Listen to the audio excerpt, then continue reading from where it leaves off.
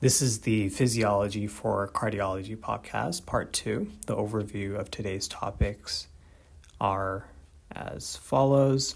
We will begin with the end-systolic and end-diastolic volumes, heart valves, left ventricular volume and pressure curve, cardiac work output curve, preload and afterload, the Frank-Starling mechanism, and then we will finish with the regulation of heart pumping.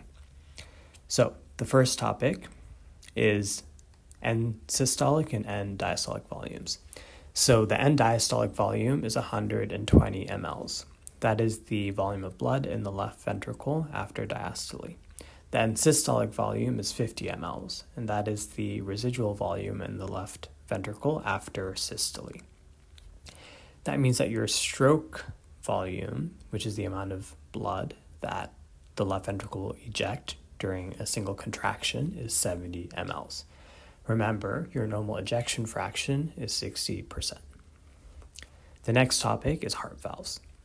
You have your atrioventricular valves, your AV valves, which are the tricuspid, and then your mitral. The tricuspid is on your right side of the heart, and your mitral is on the left side of the heart, both of them connecting your atria and your ventricles. They prevent backflow of blood from the ventricles back into the atria during ventricular systole.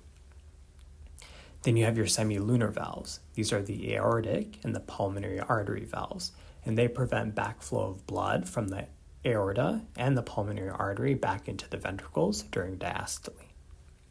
The AV valves are thin, they're filmy, and they require almost no backflow to cause closure, whereas the semilunar valves, they are much heavier and they require more rapid backflow for closure. The AV valves cause the S1 sound, and the semilunar valves cause the S2 sound. The AV valves have papillary muscles and chordae tendineae.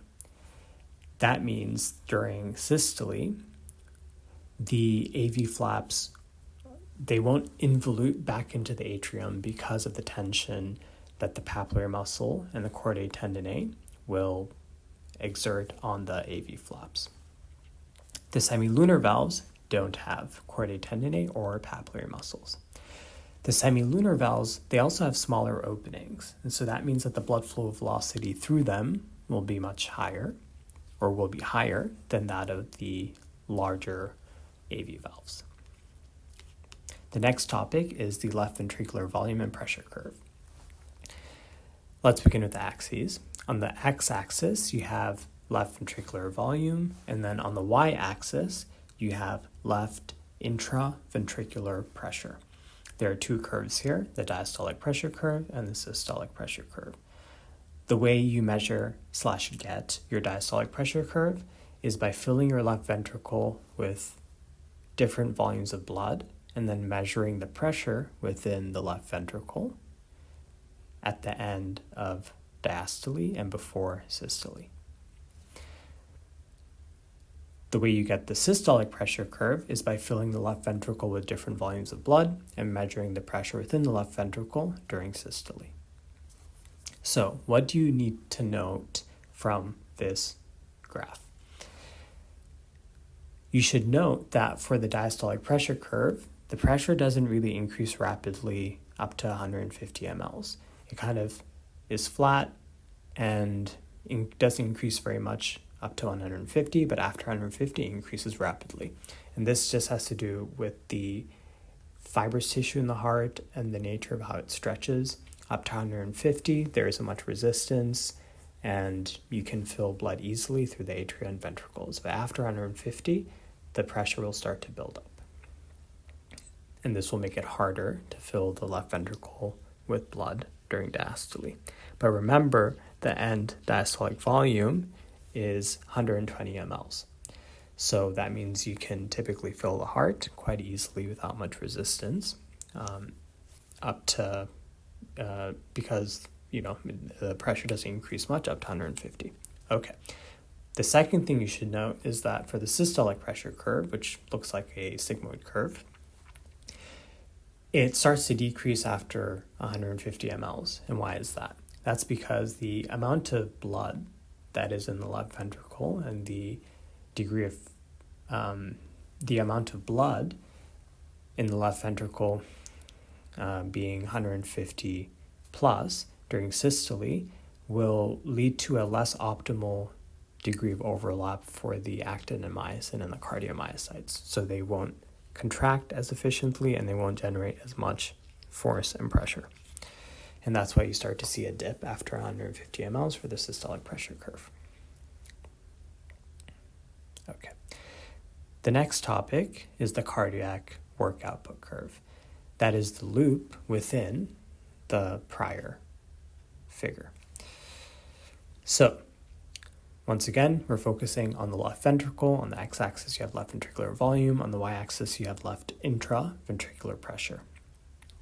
Remember that during diastole, the atria is filling up with blood, and once the left atrium accumulates enough blood, the pressure will exceed that of the left ventricle, and the mitral valve will open. That is the bottom left corner of this loop. It is the mitral valve opening. The bottom side of the loop is left ventricular filling, and then the bottom right corner of the loop is the mitral valve closing. Why does it close? It's because during systole, the mitral valve will snap shut. The right side of the loop is a period of isovolumic contraction, and the top right corner of the loop is the aortic valve opening, because the left ventricular pressure will exceed that of the aortic pressure. Then you have the top side of the loop, which is blood being ejected from the left ventricle, and then that will distend the aorta. It will snap back. There will be some backflow of blood, which will shut the aortic valve, which is the top left corner of the loop. And then you have the left side of the loop, which is a vertical line, and that is a period of isovolumic relaxation. And at some point during this period of isovolumic relaxation, the left atrium, which is filling with blood, will once again generate enough pressure such that it exceeds that of the pressure within the left ventricle, and that will open up the mitral valve, and you can repeat, and the process will repeat. What about work? The enclosed area of this loop is the total work output of the left ventricle, and that's because the work is equal to the total volume of blood displaced times the pressure. When the heart pumps large quantities of blood, the area of this work diagram will become larger. It will extend to the right because the ventricles will fill up with more blood during diastole. It will rise up much higher because the ventricles will contract with greater pressure. It can even extend further to the left because the ventricles will contract to a smaller volume. And that's especially the case if the ventricle or heart is stimulated by your sympathetic nervous system. The next topic is preload and afterload.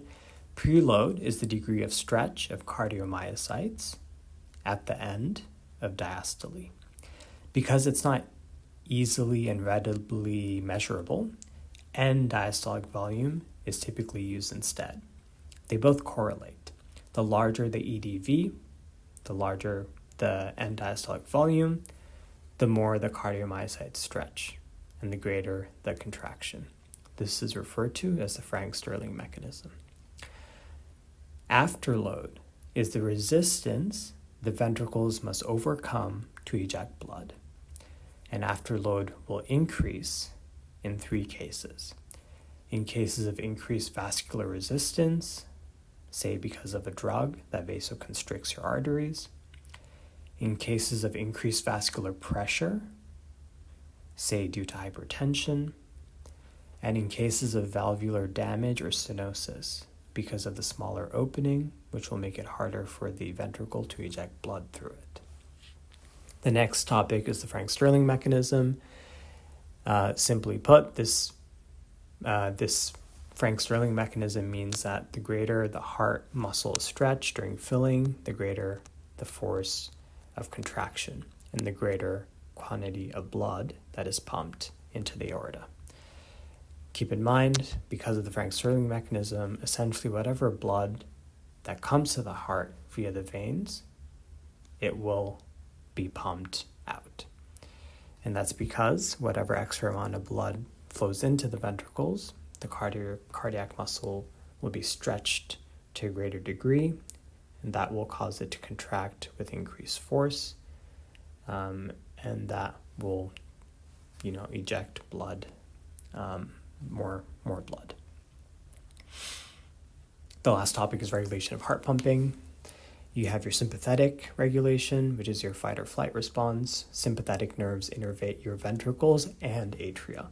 They increase your heart rate via the innervations to the atria, where you have your, SA node. And then they also induce stronger contractions via their innervations to the ventricles, where you contract forcefully during systole. Strong sympathetic stimulation will increase your heart rate from 70 up to 200, for example. And under normal conditions, your sympathetic nerve fibers actually maintain pumping at about 30% above that which you would get with no sympathetic stimulation. Next, you have parasympathetic regulation, which is your relax, digest, and urinate.